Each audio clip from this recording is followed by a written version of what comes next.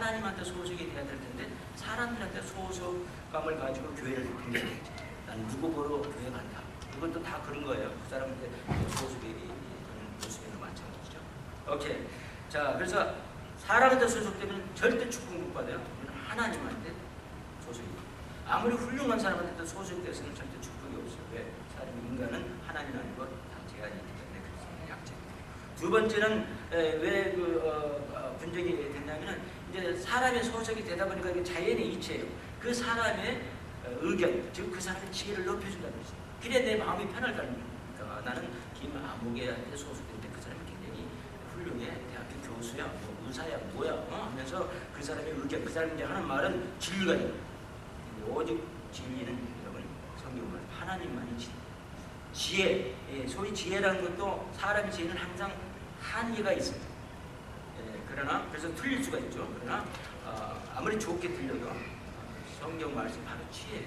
성경 말씀대로 살면 축복이 있을 줄 믿기 바랍니다. 두 명. 그다음에 세 번째 이제 문제는 무슨 문제냐면은 왜 그 분열이 되냐면 세 번째는 이제 자연의 이치로 사람의 지혜를 높여주다 보니까 그 사람들은 서로 다르다는 것을 갖다가 몰상식하게 되어버렸습니다. 사람이 서로 다른 아볼로는 아볼로대로 바울은 바울대로 하나님께서 주신 은사가 다 있고 능력이 다 있고 다 달라요. 다르단 말이죠. 근데 그 다른 것을 갖다가 뭘 분별을 하게 된다. 분별을 할 줄 모르고 그 다음에 사람을 갖다가 이렇게 그 상위점을 갖다가 몰랐다 이런 말이죠. 모르게 된 거죠. 서로 달라. 그러니까 저 사람은 저 사람들은 좋은 것이 있어. 이 사람이 이 사람들은 또 좋지 않은 게 있어. 그러니까 우리가 그걸 잘 분별해야 된다 이렇게 생각을 못했다는 거죠. 그래야 그래도 자연적 이치로 이 성경 말씀은 다 진리예요. 자연히 이제 사람을 보세요. 사람이 소속된 사람의 의견이나 그 사람의 지혜, 정말적 지혜를 높여주다 보니까 그 다음에 서로가 서로 다르다는 걸 보지 못한다. 맹목적이 돼. 그 사람에게 눈에 안 보이는 거야. 이렇게. 그러니까 자연적으로 네 번째는 무슨 현실이 있었습니까? 그 교회 안에는 이제 뭔가 서로 판단을 하는 거예요. 여러분 사람 판단하는 건 아주 안 좋은 거예요. 그렇죠? 그래서 아볼로가 더 지식이 많아. 바울이 뭐 더 영적이야. 그래서 난 더 좋아. 예를 들어서 개바가 더 똑똑해. 뭐 이런 식으로다가 이제 사람을 판단하게 됩니다. 사람을 이제 판단하면은 그때부터는 교회가 나눠지기 시작해요. 분열이 생깁니다. 그게 분열이었습니다. 그래서 거기에 대해서 사도 바울이 권면했습니다. 뭡니까? 인간은 사람이 아니고 인간은 불완전하기 때문에 절대 그 사람한테 소속돼도 안 되고 그 사람의 지혜를 높여줘도 안 되고 또 뭡니까? 서로 사람은 다른 건데 다른 걸 못 보면 안 되고 그 다음에 그래서 뭐 아볼로는 물을 줬고 나는 하나님은 길르고 그런 말 있잖아요. 나는 물을 주고 서로 다른 거라고. 다른 것 뿐이지 뭐 잘못된 것은 서로 아니란 말이에요. 서로 다른 것이. 그 다음에 이제 그러다 보니까 이제 판단을 하는데 판단하는 것은 뭐라 했습니까? 오직 하나님만 판단하죠. 자, 그 권면을 잘 들어서 이 교회가 건강한 교회가 됐어요. 그러나 오늘 5점에 보니까 이제 두 번째 문제가 있습니다. 두 번째 문제는 즉 여러분들 음란을 말하고 있어요. 음란은 행위. 뇌 중에 심지어 음행이 있다 함을 들으니 이런 음행은 이방인 중에라도 없는 것이라 누가 그 아비의 아내를 취하였다 하는구나. 여기서 보니까 이게 현재 시제로 적혀 있어요. 그 사람이 아직도 회개하지 않고 계속해서 자기 아버지의 아내를 즉 계모를 다리고 살았다 이 말이에요. 회개를 보지를 않고 그리고 그렇게 하는 걸 갖다가 사람들이 내버려뒀어. 교회 안에서 지금 이 교인들을 말하는 거예요. 그리고 오히려 자기들이 내버려 둔 것을 갖다가 오히려 그리하고도 너희가 2절 보니까 오히려 교만하여야 돼서 나는 용서를 잘하는 사람이고 사랑이 많은 사람이라고 교만해주고 오히려 그 죄에 대해서 말하는 사람을 갖다 비난하고 오늘은 그런 번외입니다. 자, 그래서 오늘 우리가 아까 읽었지만 읽어보니까 지금 오늘 다뤄야 되는 문제는 뭐냐면 음행에 대해서 음행. 자, 그래서 음행이라는 것은 죄죠. 그래서 우리가 그 질문을 한번 오늘 다뤄야 될 문제에 대해 질문을 한번 해보면 무슨 질문으로 우리가 해석할 수 있냐면 우리가 그러면 죄에 대해서 어떠한 태도를 가지고 살아야 될 것인가? 그것이 바로 오늘 우리가 배워야 될 교훈입니다. 죄에 대한 올바른 태도가 뭡니까? 우리가 죄에 대해서 그냥 무조건 용서하고 무조건 사랑으로 돕고 뭐 그것이 단가? 어떻게 우리 크리스찬들은 죄에 대해서 우리가 태도를 취할 것인가를 오늘 공부합니다. 그래서 첫째, 죄에 대해서는 우리 크리스찬들은요, 우리 세속적인 세상 사람들을 말하는 게 아니에요. 지금 사도 바울은 교인들을 말하는 거예요. 우리 크리스찬들은 죄에 대해서 첫째는 어떻게 해야 되냐면 여러분 통한이 여겨야 된다. 정말 회개해야 된다.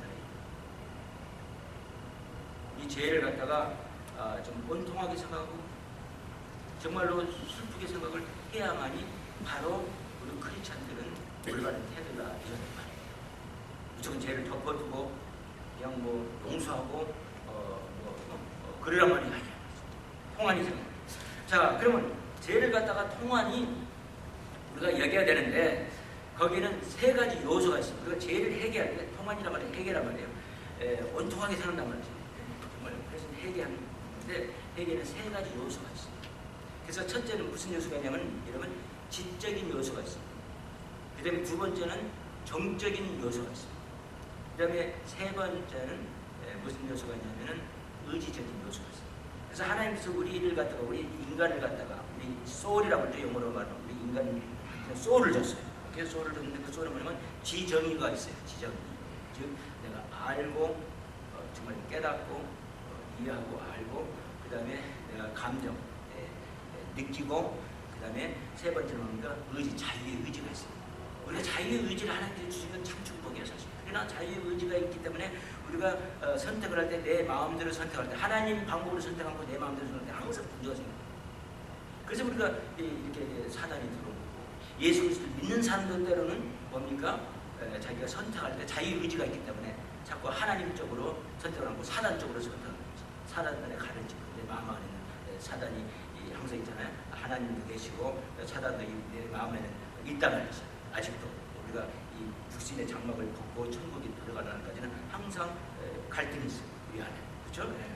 그런 말이죠. 흰개, 검게 이런 것들이 표현을 또 하잖아요. 그래서 그런 거예요. 자, 그래서 첫 번째는 내가 이제 지정의를 사용해서 지적인 건 뭐냐면 인정을 해요. 여러분 죄는요 인정을 해야 돼요. 내가 참 죄를 졌다. 그것은 죄다. 이렇게 말해요. 여기 보세요. 이 사람이 어떤 행동을 하면 자기 아버지 계모를 뭐 아버지가 그 당시 뭐 첩이 여러 명이었던 것 같아요. 계모를 하나 데리고 살면서 항상 근데 이 사람이 보니까 교회 지도자급이었어요. 아마 주일학교 선생님인지도 모르겠어요. 부목사였는지도 모르겠어요. 때로는 목사일 수도 있어요. 또 집사님일 수도 있어요. 그 다음에 평신들도 벌써 한 4, 5년 되면은 사실 이제 알만한 아는 사람이죠. 오케이. 자, 그래서 어쨌든 간에 이 죄를 짓고도 아무렇지 않고 그걸 갖다가 두고 있습니다.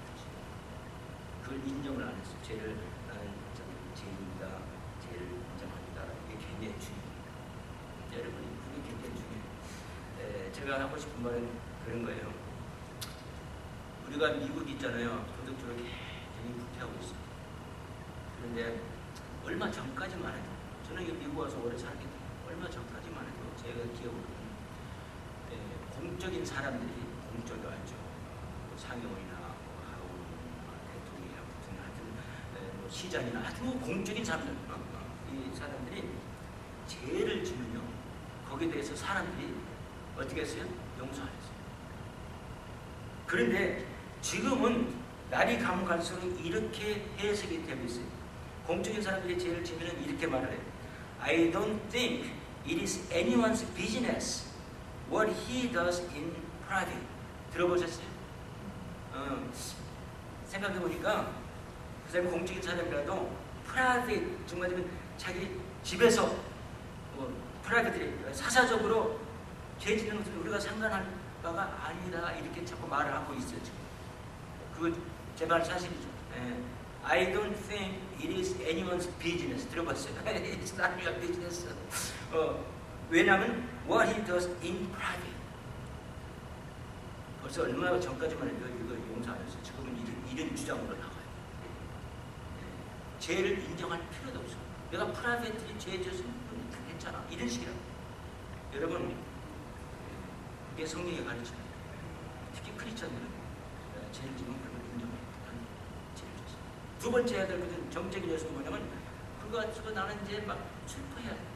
통회해야 돼. 제가 이 성경 구절을 보니까 이런 말씀입니다. 통회하는 사람, 그 죄에 대해서 인정하고 통회하는 사람 하나님께서 축복하십니다. 시편 51편에 보니까 하나님의 51편 17절 하나님의 구하시는 제사는 상한 심령이라. 죄를 져서 이 상에 있어야 된다.